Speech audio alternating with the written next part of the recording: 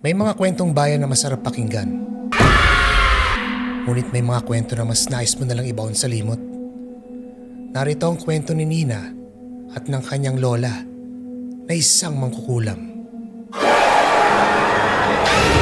Takutin mo ako.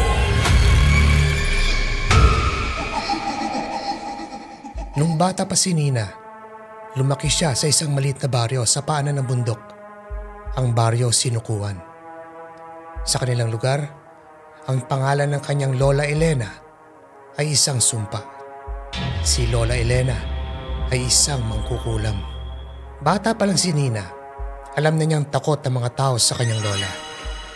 Ang mga bintana ng kapitbahay ay sumasara tuwing dadaan siya. Ang mga sanggol ay pinapahiran ng uling sa noo upang hindi mabati ng kanyang mga matang tila walang kukurapang kamatayan. Sabi ng nanay ni Nina, bago daw siya ipinanganak, si Lola Elena ang pinakakinatatakutang nilalang sa kanilang bayan. Ang kanyang kubo sa dulo ng kalsada ay puno ng mga tuyong ugat, garapon ng mga kakaibang likido, at manika na may mga karayom. Ang sino mang magtangka na saktan ng kanilang pamilya ay nagigising na lang na namamaga ang tiyan o may mga uod na lumalabas sa balat. Ngunit ang hindi alam ng buong baryo, may isang gabi na nagbago ang lahat. Ang gabing isinilang si Nina. Ayon sa kwento ng kanyang nanay, gabi ng Martes Santo nang mag-labor ito kay Nina. Kasabay nito ang isang kakaibang bagyo. Walang ulan, ngunit ang kulog at kidlat ay walang tigil. At ang hangin ay may kasamang tila iyak ng mga hayop sa gubat. Sa gitna ng hirap ng kanyang nanay, biglang bumukas ang pinto ng bahay. Pumasok si Lola Elena. Ang kanyang buhok ay gulo-gulo. Ang kanyang mga kuko ay maitim. At ang kanyang presensya ay nagdala ng nakamamatay na lamig. Natakot si nanay. Akala niya ay kukunin ni Lola Elena ang sanggol para sa isang ritual ng kadiliman. Dahil matagal ng usap-usapan na ang mangkukulam ay nag-aalay ng sarili nilang dugo upang mapanatili ang kanilang kapangyarihan. Nang tuluyang nailabas si Nina at umiyak, dahan-dahang lumapit ang nangangatog at kulubot na kamay ng matanda. Kinuha nito ang sanggol mula sa kumadrona. Maya-maya, biglang tumahimik ang bagyo sa labas. Huminto ang kulog. Tumingin si Lola Elena sa mga mata ng kanyang apo.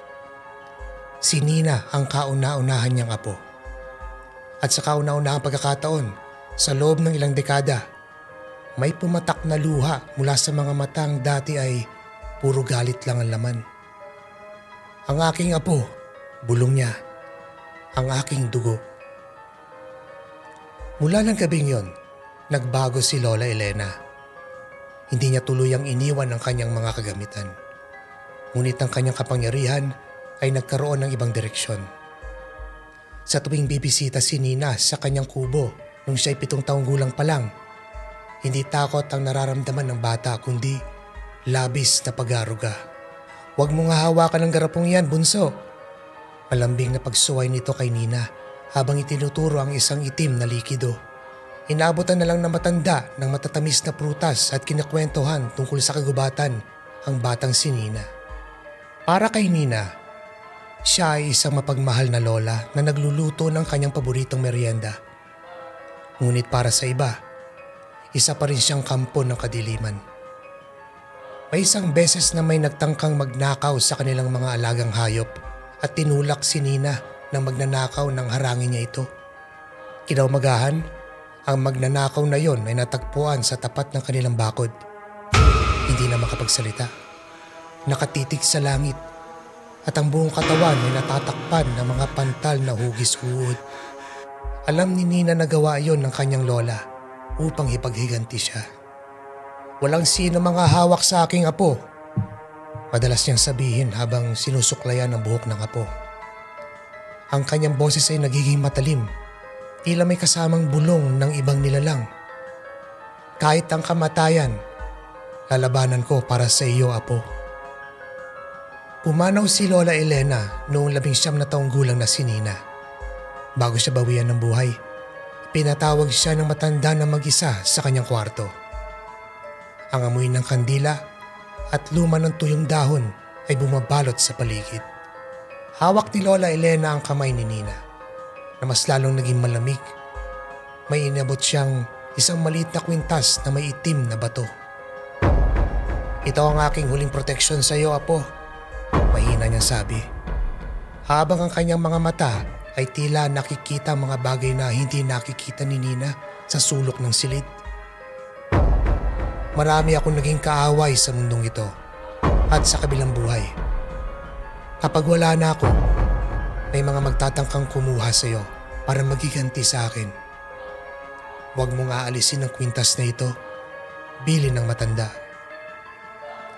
Nang gabing mamatay si Lola Elena, naramdaman ng buong baryo ang bigat ng hangin. Inilibing siya ng walang ibang nakiramay kundi si Nina at ang kanyang ina. Ang mga tao ay nagdiwang pa nga dahil sa wakas, wala na raw ang salot ng bayan. Isang gabi, 3 buwan matapos pumanaw si Lola, naiwan si Nina na mag-isa sa kanilang bahay dahil umalis ang nanay nito para mag-asikaso ng mga dokumento sa bayan. Maya-maya, narinig niya ang pamilyar ngunit nakakatakot na tunog ng pagkakaluskos sa bubong at ang pagkatungal ng mga aso sa labas. Biglang bumukas ang bintana ng kwarto dahil sa malakas na hangin. Sa labas, nakita niya ang 3 anino na mga taong may mahabang kuko at nakakatakot na mukha. Mga kaluluwang naghahanap ng higanti. Mga nilalang na kinulam noon ni Lola Elena na ngayon malaya na. "Ang dugo ng magugulang, ang unang apo." Bulong ng mga boses na tila galing sa ilalim ng lupa. Nanginig si Nina sa takot. Napaurong siya sa sulok ng kanyang higaan. Akala niya ay katapusan na niya. Ngunit biglang uminit ang kwintas na ibinigay sa kanya ng Lola Elena niya. Ang itim na bato ay nagliwanag ng kulay pula na parang baga. Sa isang iglap, ang anino sa sulok ng kwarto ay lumaki. Isang pamilyar na hubog ng matandang babae ang lumitaw sa harap ni Nina. Humarang sa bintana. Ang buhok nito ay lumilipad sa hangin at ang kanyang mga mata ay nagtiningas sa galit. Si Lola Elena. Isang nakakabinging sigaw ang pinakawalan ng multo ni Lola Elena. Isang orasyon na nagpatakbo at nagpalaho sa mga masasamang espiritu sa labas. Lumingon kay Nina ang kanyang kaluluwa. Ang galit sa kanyang mukha ay biglang napalitan ng parehong tamis at pagmamahal na nakita niya nung bata pa siya. "Nandito si Lola. Walang mananakit sa apo ko," bulong niya sa hangin. Ngayon, marami pa ring natatakot sa pamilya nila sa baryo. Ang tingin nila ay anak o apo ng demonyo si Nina. Ngunit sa tuwing hinahawakan niya ang itim na kwintas sa kanyang leeg, hindi takot ang nararamdaman niya. Alam niyang para sa mundo, si Lola Elena ay isang masamang mangkukulam na nararapat sa impyerno. Ngunit para sa kanya, siya ang kanyang lola. Isang kaluluwang pinili ang magmahal at magtanggol na hanggang ngayon, mula sa kabilang buhay, ay patuloy na nagbabantay sa kanyang kauna-unahang apo.